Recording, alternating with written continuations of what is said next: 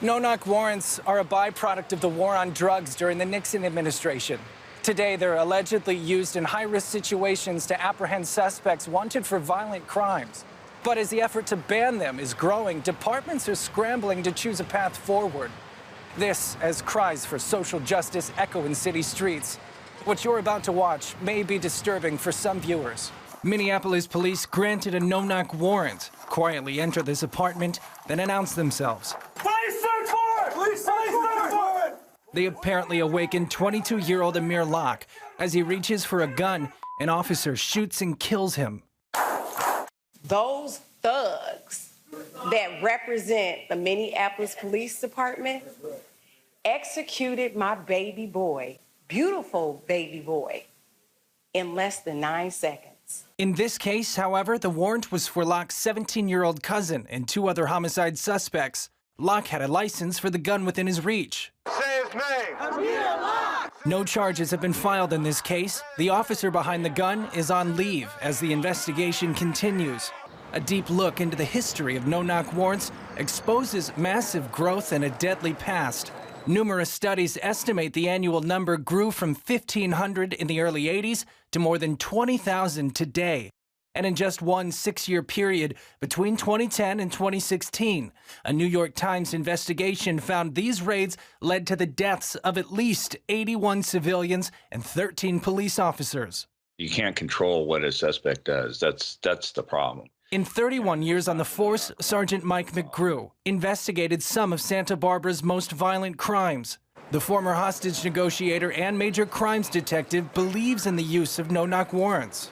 This is not the norm. When you see something that goes wrong, you have to remember the tens of thousands of things that went right through America in that very single day. Still, Locke's death combined with the high-profile case of Breonna Taylor, shot and killed by Louisville police in her own home, has ignited the effort to ban them. You are going to pass the law of the no-knock warrants, ban it, starting here in the Twin Cities, where my son was born and raised.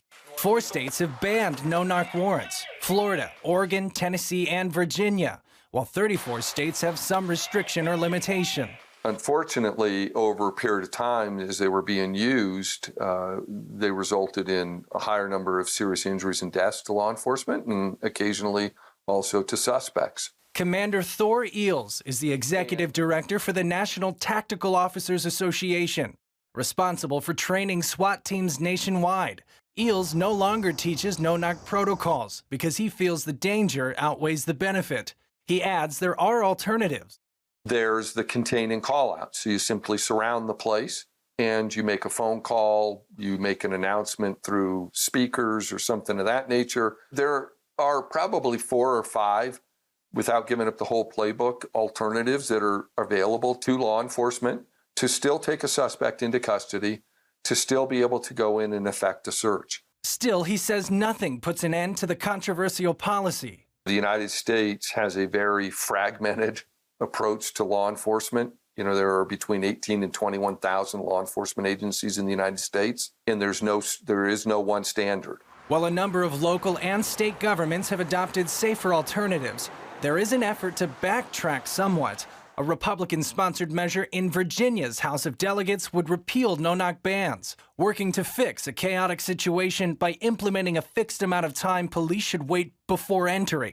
While declining an interview, the sponsor tells CBN News it's unlikely to pass. No justice, no peace! Commander Eels argues it's time to implement safer tools for police to use in their investigations. The challenge, however, is the cost of trying to force a single playbook on the sheer number of agencies nationwide. Is there room for law enforcement to improve in many respects? The answer is absolutely yes. If you start to set these national standards, many of these agencies just don't have either the personnel and or the budgets to meet that. And so the challenge with that in a national standard, so to speak, in setting it is it will be very expensive. The search for the silver bullet to stymie this crime surge continues to push forward, and controversial tactics like no-knock warrants will likely be a part of the conversation, with fresh reminders that the men and women who toe the thin blue line are not above the law. Now society seeks alternatives to hopefully mitigate these unintended consequences, not only for police, but also the communities they serve. Brody Carter, CBN News.